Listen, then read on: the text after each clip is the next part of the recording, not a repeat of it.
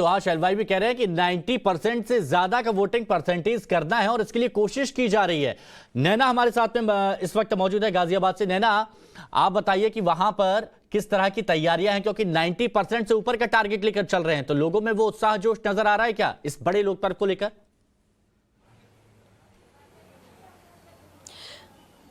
बिल्कुल, और सबसे महत्वपूर्ण बात ये हिमांशु, जिस उत्साह की हम बात करें, देखिए अगर हम वक्त की बात करें तो अभी बहुत ज्यादा वक्त नहीं हुआ, मुश्किल से 45 मिनट इस पूरे मतदान प्रक्रिया को शुरू हुए हैं। लेकिन मैं जिस अभी मतदान केंद्र पर मौजूद हूं, आप यकीन मानिए कि यहाँ पर बड़ी संख्या में लोगों का पहुंचना शुरू हो चुका है। यहाँ अंदर की तरफ अगर हम जाएंगे तो सबसे महत्वपूर्ण बात यह कि 5 से 6 मतदान केंद्र यहाँ पर बूथ अंदर बनाए गए हैं और बहुत ही ईजी वे है, बहुत इजी। अगर कोई आता है उसे बहुत ज्यादा लंबा इंतजार नहीं करना पड़ा और शायद यही वजह भी है कि लोग सुबह से भी यहाँ पर पहुंच रहे हैं। और आप देखिए, ठंड का किसी पर भी कोई बहुत ज्यादा प्रभाव नहीं है मतदान करने के लिए। बिल्कुल आइए सर। देखिए, एक अलग उत्साह है हिमांशु ये, और सबसे खास बात ये उत्साह इसीलिए होता है क्योंकि सब अपनी इस मताधिकार की ताकत जानते हैं। और खास तौर से अगर हम गाजियाबाद के समीकरण की बात करें तो जिस जगह पर मैं हूं, यहाँ पर ये काफी हाई प्रोफाइल सीट मानी जाती है।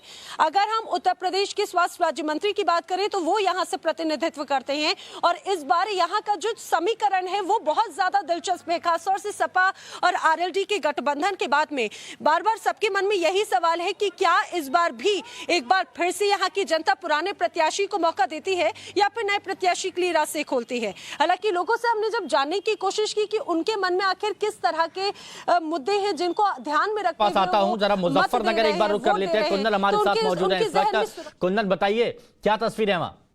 सुबह सुबह हालांकि सर्दी ज़्यादा है, ग्रामीण इलाका है और आसपास के इलाकों में सुबह से फॉग बहुत ज़्यादा थे, लेकिन सियासी तापमान धीरे धीरे उठ रहा और लोग वोट देने के लिए अपने देखिए किस तरीके से, आप भी मैम आप भी दिखा लीजिए ऑलरेडी करके। सो मतलब पहले मतदान फिर जलपान वाले कॉन्सेप्ट में आप सुबह सुबह निकल के आ गए क्या? बिल्कुल, मतदान के लिए जलपान भी छोड़ेंगे और भोजन भी छोड़ेंगे, और जनतंत्र को जिंदा रखने के लिए वो सभी काम हमारी करने की जिम्मेदारी है जिससे मुजफ्फरनगर की जनशक्ति, बौद्धिक शक्ति और धन शक्ति भारत को विश्व महाशक्ति बनाने में योगदान दे सके। नहीं, महिला शक्ति भी नहीं, आप अपने लोकल इश्यूज पे नहीं मैं नहीं बोल पाऊंगा। चलिए बिल्कुल, मतलब लेकिन घर का किचन ठीक ठाक चल रहा, मैं ये कह रहा हूँ।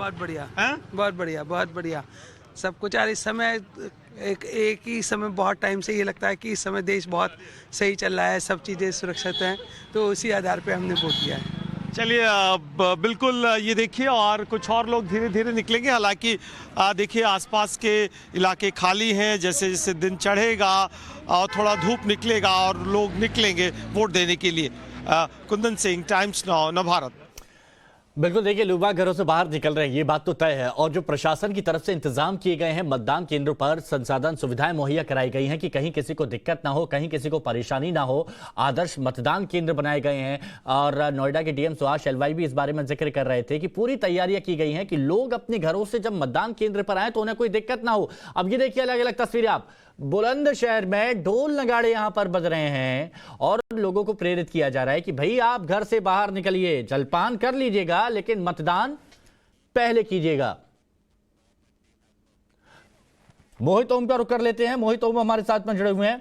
मोहित, आप जहां मौजूद हैं वहां कैसी तस्वीरें दिख रही हैं, जरा पहुंचाइए हम तक। बिल्कुल, मैं सीधा आपको तस्वीरें दिखाता हूं किस तरीके से इस वक्त मतदान करने के लोग निकल पड़े हैं। जो महापर्व है लोकतंत्र का, उसको मनाने के लिए लोग यहां मौजूद हैं, और सबसे ज्यादा बुजुर्ग यहां पे देखने को मिल रहे हैं। जो बुजुर्ग बड़ी संख्या में यहां पे वोट देने के लिए जा रहे हैं, महिला है जो घरों से निकल चुकी हैं, और लोगों का कहना है कि जो हमसे अपील की गई थी कि पहले मतदान फिर जलपान, उसी के तहत हम लोग इस वक्त अपने केंद्रों में आ रहे हैं और अपना मत दे रहे हैं। तो ये वो मतदान केंद्र है जहां पर खुद भाजपा प्रत्याशी जो है जेवर से ठाकुर धीरेन्द्र सिंह, वो अपना मत डालने के लिए यहाँ पहुंचे हैं और उन्होंने यहाँ पे अपना मत डाला। और आप देख सकते हैं कि कितनी बड़ी संख्या में जो महिलाएं हैं वो मतदान देने के लिए जा रही हैं। अपनी जो मतदाता पर्ची है उसको पहले यहाँ पुलिसकर्मियों को चेक कराया जा रहा है और उसके बाद उनको अंदर जाने दिया जा रहा है। तो बड़ी संख्या में जो है मतदाता वो सुबह सुबह निकल चुके हैं अपना मत देने के लिए और अपने मतदान का यहाँ पर जो है प्रयोग कर रहे हैं। और लोगों का कहना है कि जो हमारे सामने मुद्दे हैं वो कानून व्यवस्था का मुद्दा था और जो जिस तरीके से जेवर का विकास हो रहा है वो हमारे लिए एक बड़ा मुद्दा है, उसके तहत हम वोट दे रहे हैं। अगर यहाँ के जाति समीकरण की बात करें तो यहाँ पर जो जाटा और गुजर बहुल एरिया माना जाता था, यहाँ पर राजपूतों का गांव काफ़ी ज़्यादा हैं। 3,46,000 मतदाताओं की ये विधानसभा है, 420 बूथों पर यहाँ पर वोट पड़ रहे हैं। और सुबह से जो हमने मतदाताओं के प्रति जो जागरूकता देखी है वो अपने आप में देखने में काफ़ी सुखद है, क्योंकि जो चुनाव जो एक लोकतंत्र का पर्व है उसके तहत यहाँ पर लोग सुबह सुबह ही अपना मत देने निकले हैं, खासकर से बुजुर्ग निकले। एक महिला हमारे साथ है। वोट दे दिया आपने? दे दी। किन मुद्दों के साथ वोट दिया आपने? क्या सोच के गए थे वोट देने के लिए? ये भी पूछनी पड़ेगी, बतानी पड़ेगी हैं? क्यों पूछो? क्या आपके मन में था जब आप वोट देने गए हैं? अजी हम तो जो है सब जीते, जो अच्छा कर रहा हो वो सभी जीते।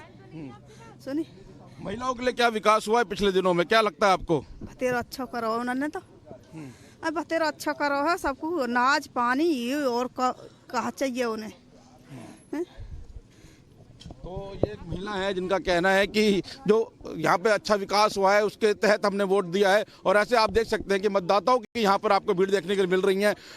जो अलग अलग जो मतदाता हैं वो आपको यहाँ देखने के लिए मिल रहे हैं, चाहे बुजुर्ग हों महिलाएं हों, वो यहाँ पर इस वक्त वोट देने के लिए जा रहे हैं। और आप देख सकते हैं कि अंदर से लोग अपना मतदान करके बहुत जोश में ये तांता लगा रहेगा, क्योंकि जो आम जनता है वो बहुत ज्यादा जागरूक हो गई है। एक बार फिर से हर्षा का रुख कर लेते हैं। हर्षा हमारे साथ में जुड़ी हुई है कैराना से। हर्षा, लोगों का जोश बढ़ता जा रहा है वहां, क्योंकि तस्वीर हम देख रहे हैं कि ठंड में कतारें अभी से लगी हुई हैं और आप बता भी रही हैं कि किस तरह से लोगों के अंदर उत्साह है।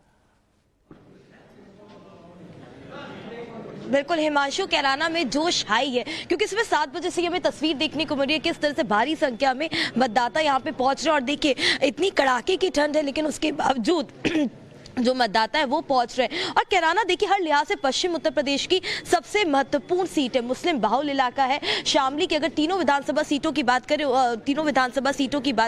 उसमें से कैराना में सबसे ज्यादा मुस्लिम पॉपुलेशन है। और देखिए शहरी सीट्स जो होती है उसमें हमको लगता है कि मतदाता सबसे ज्यादा आएगा, लेकिन इन सब इलाकों में जब आप इन मतदाताओं को देखते हैं जो कड़ाके की ठंड में सुबह से ही पहुंचे, तो आपको लगता है कि ये अपने मतों का किस तरह से सही उपयोग कर रहे हैं, जागरूक मतदाता है ये। सर क्या कहना चाहेंगे, आज आप लोग वोट डालने आए हैं, बहुत जरूरी है वोट डालना, लेकिन मुद्दे क्या है जहन में, क्या सोच रहे हैं कैराना के विकास को लेकर के या काम को लेकर के? शहर में जो आजकल चल रहा है राजनीति जो चल रही है पलायन के ऊपर है, गुंडागर्दी के ऊपर है, विकास नहीं है, कुछ भी मुद्दा नहीं है। पलायन किसी ने प्लान नहीं किया, बाहर लोग बिजनेस के लिए गए और आ गए, ऐसी कोई बात नहीं है। यहाँ कोई गुंडागर्दी नहीं है, एकता है, भाईचारा है सभी में और सब एकजुट होकर पोलिंग कर रहे हैं। बिल्कुल, सभी बड़े दल के नेताओं ने पलायन का मुद्दा, कानून व्यवस्था का मुद्दा, रोजगार का मुद्दा बढ़ चढ़ के कैराना में उठाया, लेकिन कैराना की जनता क्या देख रही है? अब के बार साइकिल देख रही है, साइकिल चलाएगी, अब कोई दिखाना है। वो तो वोट मांग रहे हैं मुद्दे पे, यानी कुछ नहीं मुद्दा यहाँ पलायन पुलन का सब ठीक ठाक है, सब ठीक है। हाँ। कैराना में 5 साल विकास हुआ है?